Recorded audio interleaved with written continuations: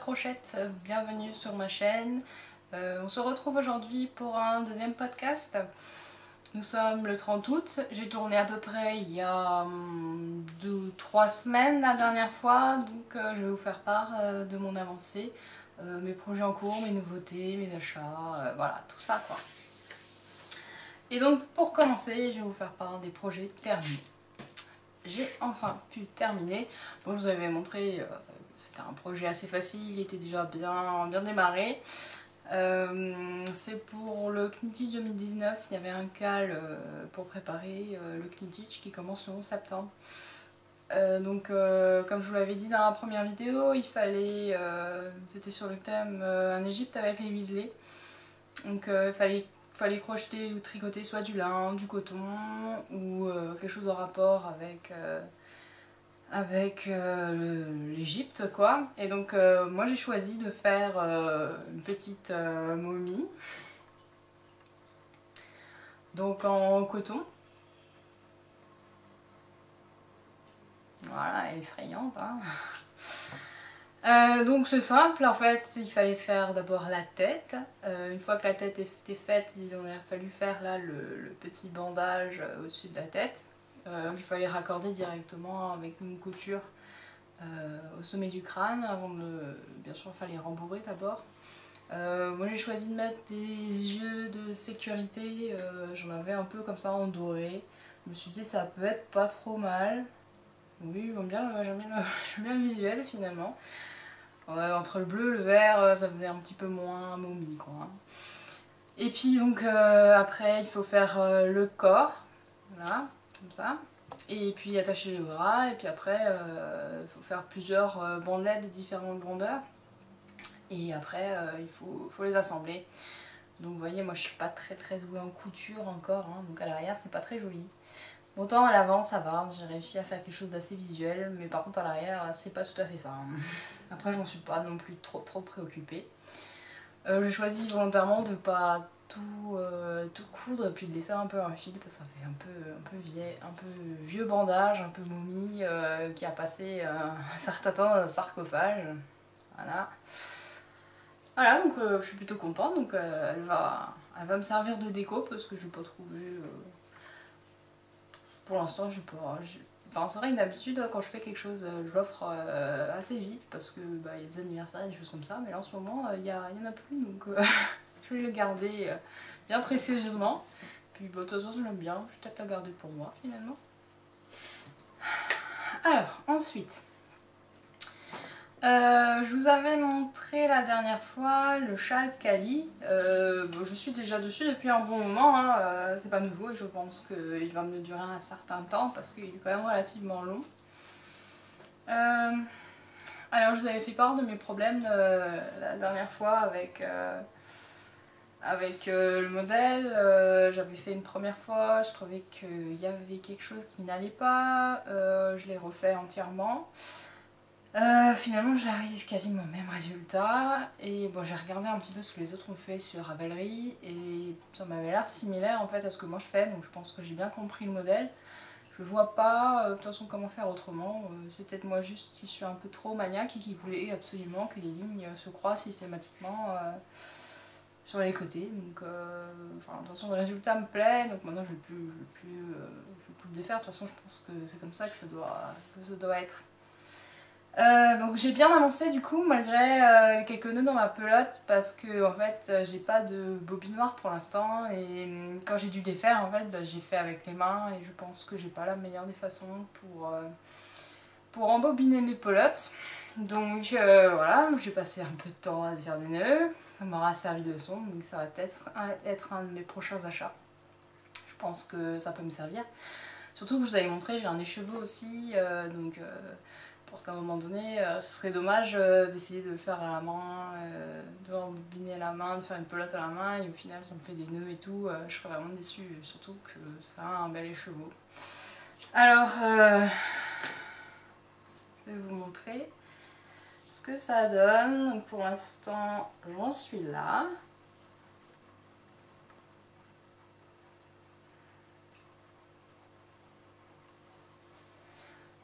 Voilà, je vous montre juste les détails là des... Moi j'adore hein, ces reliefs. C'est vrai que au départ je comprenais pas comment faire parce qu'à un moment donné en fait elle vous lâche, la designeuse elle vous lâche un peu dans la nature, elle vous dit bah voilà maintenant vous répétez en augmentant les lignes telle à telle et telle.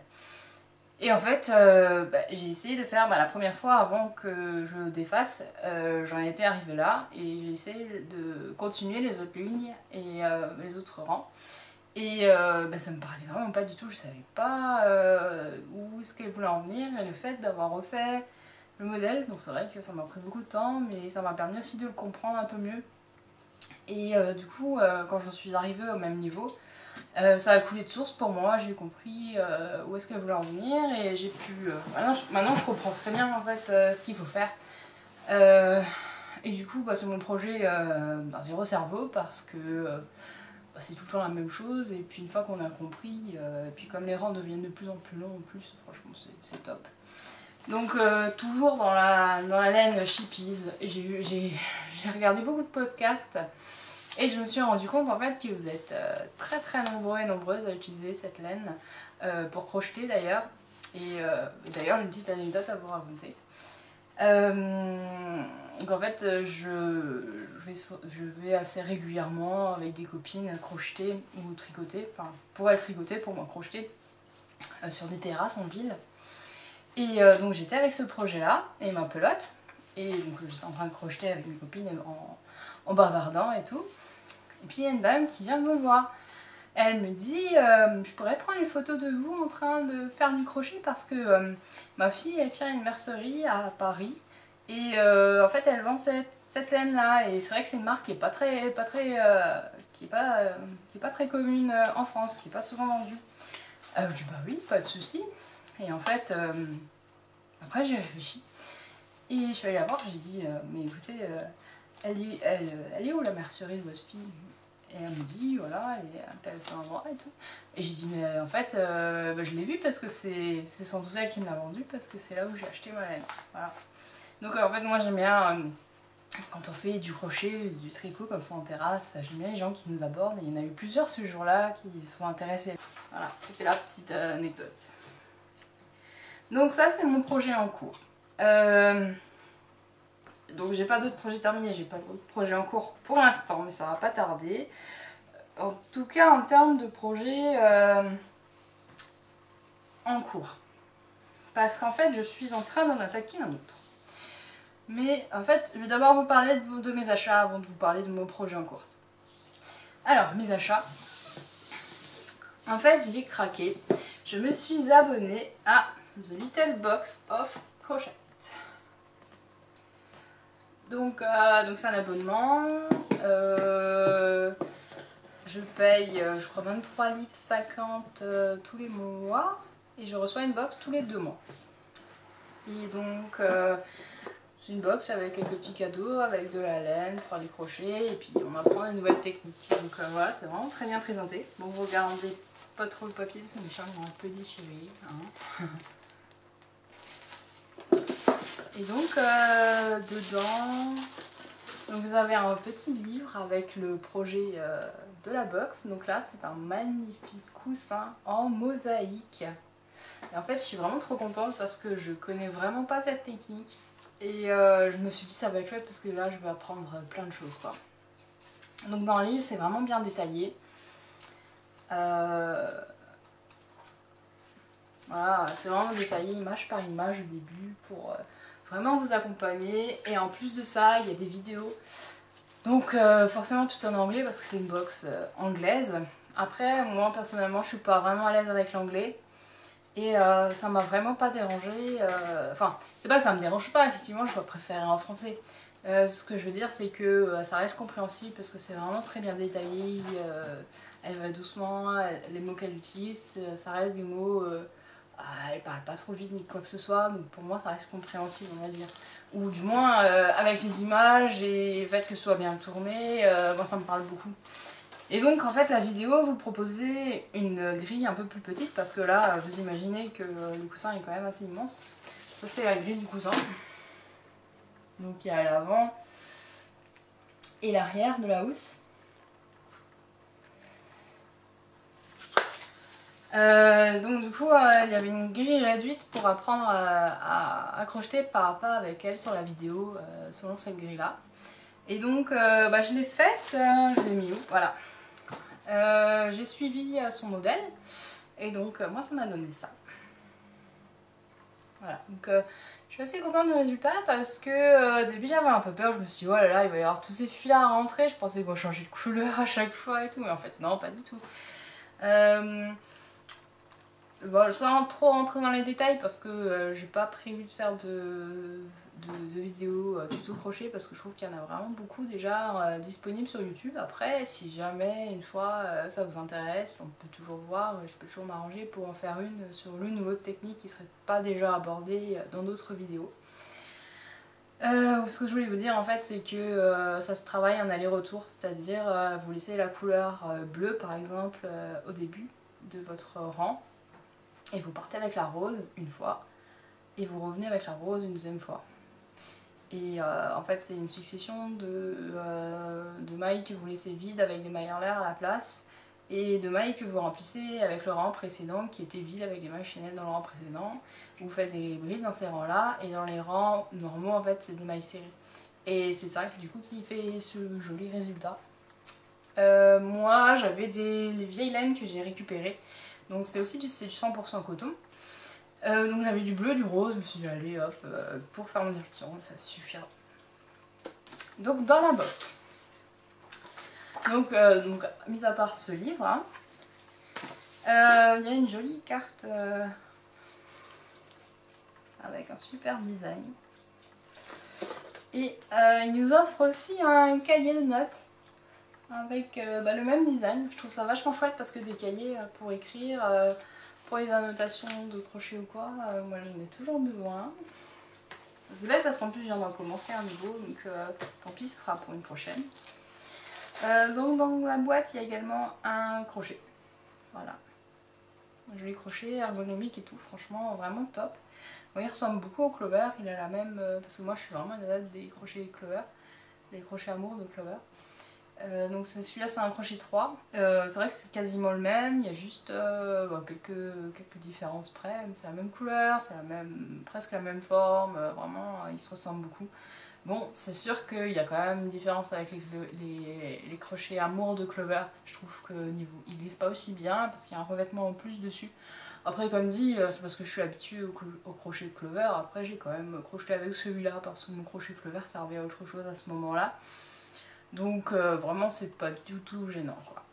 Donc ça c'est crochet. Ensuite il y a une petite boule avec une aiguille. Voilà. Et alors vraiment ça, un truc que j'ai adoré, c'est les petits marqueurs. Donc il y a une petite pelote là.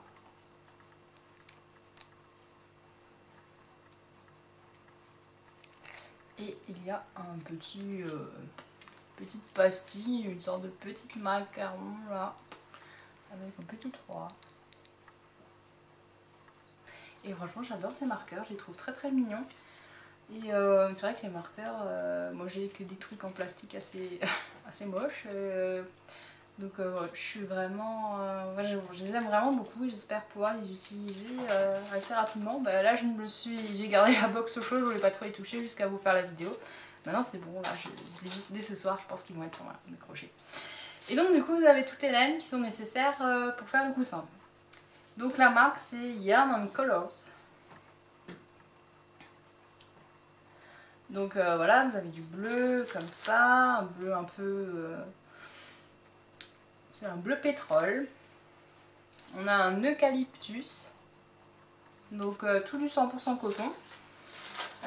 Qu'est-ce qu'on a encore? On a le fil en fait, je le trouve vraiment, vraiment top. Bah, je vais vous montrer sur cette pelote là.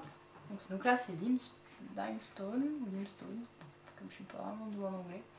Ouais, donc vous voyez le fil il est un peu... il y a un revêtement un peu brillant comme ça que j'aime vraiment beaucoup. Et du coup ça, je pense que ça va bien, ça va se crocheter, ça va être agréable à crocheter. Donc il y a une couleur un peu crème aussi. Ice Blue et un anthracite. Bon, j'étais persuadée que c'était du noir, mais apparemment c'est anthracite. Donc avec ça c'est pas tout, il y a encore des jolies petites étiquettes hein, qu'on peut toujours servir aussi. Et il y a... alors je ne sais pas comment ça s'appelle, parce que comme tout est en anglais là-dedans, je vois à quoi ça sert, c'est pour faire des bobines, avec des jolis motifs comme ça. Voilà, donc ça c'était, donc c'est ma première box que je commande. En fait je suis vraiment super contente parce que en fait... bon, je fais un peu du bruit. Je suis vraiment super contente parce que en fait j'étais déjà abonnée à un système un petit peu dans ce genre où je recevais une boîte par mois où il fallait crocheter des carrés. Et donc à chaque mois en fait il y avait des nouveaux points pour faire une couverture au final en assemblant tous les carrés granits obtenus. Et en fait c'est un peu comme ça que j'ai commencé à apprendre le crochet. Bon, j'en faisais déjà un petit peu, mais c'est là où j'ai pu approfondir et ça m'a vraiment donné envie de persévérer et d'aller plus loin dans d'autres techniques. Là où je voulais en venir, oui, c'est que c'était relativement cher quand même par rapport à ce que c'était juste pour faire une couverture dans des laines un peu acryliques comme ça, donc ça m'a pas vraiment plu, j'ai fini par arrêter. Et donc je suis tombée par hasard en regardant d'autres podcasteuses quand j'ai vu la box en fait je me suis dit oh c'est trop bien, et puis j'ai vu qu'elle était en anglais et je me suis dit ah mince c'est peut-être pas pour moi, et puis après je me suis dit allez franchement lance-toi, au pire il y a toujours Google Traduction, il y a à force les équivalents, les WIT et tout ça, je vois un petit peu je situe comment ça se dit en anglais, donc vas-y lance-toi et fais-toi plaisir. Et puis voilà, là, pour l'instant pour cette première box en tout cas je suis très très contente. Et donc du coup ça va être mon prochain projet. Je vais commencer le coussin là très rapidement, une fois que j'aurai monté les vidéos, que j'aurai pu les mettre en ligne. Je pense que c'est ce que je vais faire, voilà, je suis vraiment super contente. Et puis je vous montrerai mon avancement, j'espère quand même qu'il va se crocheter assez vite parce que là je l'ai vu là pour le carré échantillon. En fait ça nécessite quand même pas mal de concentration et c'est vrai que rien que de regarder un film ou quoi, je trouve que du coup ça va, je vais pas aussi vite que si jamais je faisais rien, parce que ça nécessite quand même assez de concentration, et si le film devient trop intéressant et qu'on regarde un peu trop et qu'on suit pas la grille en même temps, enfin, ça devient un peu compliqué d'avoir, parce que je crochette devant l'ordinateur, d'avoir la série là, le modèle là, de crocheter en même temps et de suivre tout ça. À un moment donné je regarde plus la série, je suis plus concentrée dans la série ou dans mon film, et je suis uniquement sur la grille et du coup ou alors c'est l'inverse, j'arrête de crocheter et je suis à fond dans la série. Donc j'ai arrêté de regarder des séries pendant que je le faisais. Je me dis que si tout le coussin c'est comme ça, je vais pas vraiment avancer dans mes séries. Du coup j'espère que ce deuxième podcast vous aura plu. Si vous avez des questions, il n'y a pas de problème. Je pourrais peut-être faire une partie un peu fac, foire aux questions en fin de vidéo. C'est vrai que pour l'instant j'ai pas encore énormément de choses à vous présenter parce que j'essaye de faire un projet, deux projets à la fois et pas trop m'étendre. J'ai toujours un projet long, un projet court. Je vous avais parlé de mon bouquet de mariée dans ma précédente vidéo. Je vous le montre pas à chaque fois, je fais une ou deux fleurs par semaine. Donc du coup il n'y a pas, j'ai pas vraiment grand chose à vous présenter d'autre, mis à part vous montrer les fleurs que j'ai faites qui se ressemblent un peu. Et donc voilà, si vous avez des questions, si on va les discuter avec moi, ou voilà, il n'y a pas de problème, je suis ouverte. J'en profite pour remercier mon chéri qui m'a fait une identité visuelle autour de mon pseudo, donc le logo c'est lui. Voilà, donc je le remercie chaleureusement, sans jeu de mots. Voilà. Donc je vous dis à bientôt et crochetez bien. Salut!